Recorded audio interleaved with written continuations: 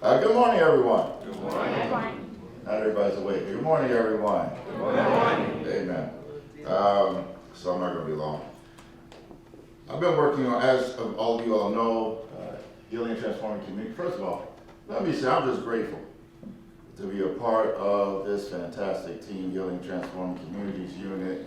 God has put us together. It is truly a divine team with our amazing director, Reverend Dr. Jennifer Stewart, my soon-to-be Reverend Matthew Rivera, and myself, and God has just used us in so many different ways. And so I'm grateful and wonderfully, God is amazing. Amen. Amen. So there's a lot that's happened with us in our relationships as they continue to evolve. And so we're learning a lot of things from each other and with each other.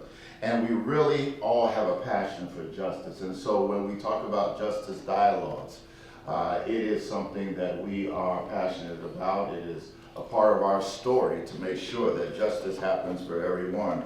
And so in April, we will begin a series with Justice Dialogs called Decolonizing Christianity. Everybody say that, Decolonizing Christianity. So I'm already identifying some amazing speakers that will facilitate conversations online. They'll still be in the Justice Dialogues kind of frame, but we will talk about particular issues as they relate to decolonizing Christianity, because you all know Christianity is colonized, amen?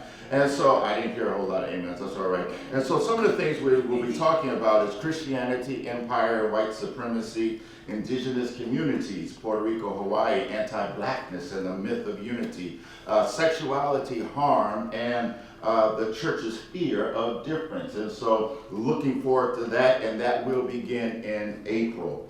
We're also working to build out the Justice Network. I just went to New York City Mayor's first interfaith breakfast, connected with some folks I knew, connected with some new folks, and so really looking to expand our Justice Network so that you all know how you can participate in the justice movement. It's not just action, but it is a movement. Amen? Also, we are in the area of disasters. The more we do the work of disasters, the more we see the injustices that exist or have already existed once a disaster has happened. And we continue to see that no matter if we're in North Carolina, Altadena, or Maui, there are a lot of things that need to happen. And so we are looking to improve the grant process around disasters. We're also building out, in terms of the Lilly Grant, building out a network of disaster response, disaster recovery, and also pre-disaster. And so we are already praying and claiming the Lilly Grant is going to come our way.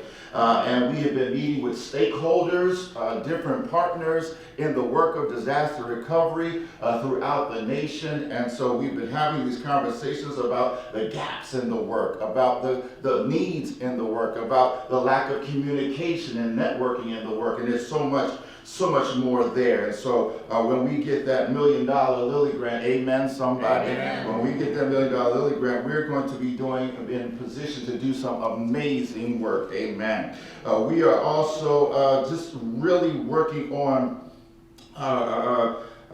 meeting with, let me go back to Justice Dialogues real quick. We don't want to just have people on Zoom and online hearing and in conversation with facilitators. We also want to do a listening campaign. So we will begin a listening campaign with those folks who have been in the audience and have attended Justice Dialogues. We want to hear from them directly and be in conversation with them directly about what they see as injustices, what they see or what they would like people to speak on. And so we are going to be doing that as well. I believe that actually begins this month, amen. And so we're going to be doing that as well. And then we will have our Philadelphia Baptist Association missiological conversations coming up during the summer, and yours truly has been identified as a partner to participate in the missiological conversations. And guess what I'm talking about? I'm talking about deconstructing, decolonizing Christianity and the trauma that happens in churches, those kind of things. Also, one more thing.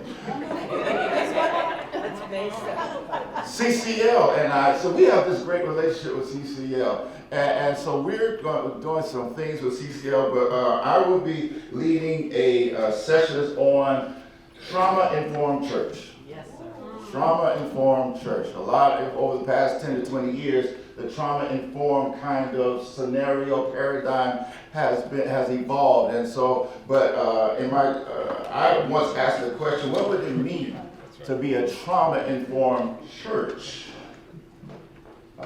And not just have people with trauma come to church, but dealing with the trauma that happens in the church. This is my man right here. Clap it up for Matthew. Good morning, everyone. I just want to thank the company publicly for all of the work that you all have done to lift up this You Are Not Alone initiative, starting with ICM, to IT, to finance. This month we have development. The month after that, we have chaplaincy, and we have so many others who are have just answered the call and have said yes and have given your time, your talent, and your treasure. And to each of you who month after month continue to join on, we are so grateful. But I do also want to share publicly, we have been struggling a bit with our attendance for You Are Not Alone, so I just encourage us all to continue to share this with our communities and with our constituents so that we can make sure that all of this extremely rich content finds its way to the right people. Amen? Amen. In addition, I also want to share that, again, we at Healing and Transforming Communities will be coming out with a Lenten series. And I really hope that you not only register, but that you also share it with your communities as well. One person, when they responded to our Advent series, said that they were so incredibly proud that ABHMS is speaking out on justice issues, and they felt empowered because of the work that we are doing to engage in that work of truth-telling and fighting for justice and liberation as well.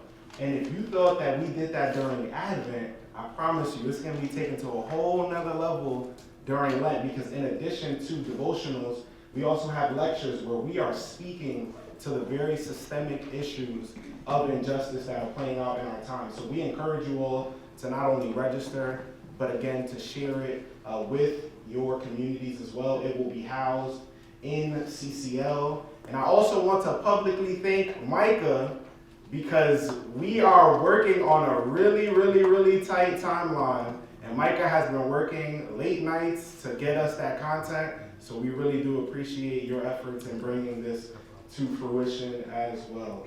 So that is all that I have. Thank you. Yeah. So with the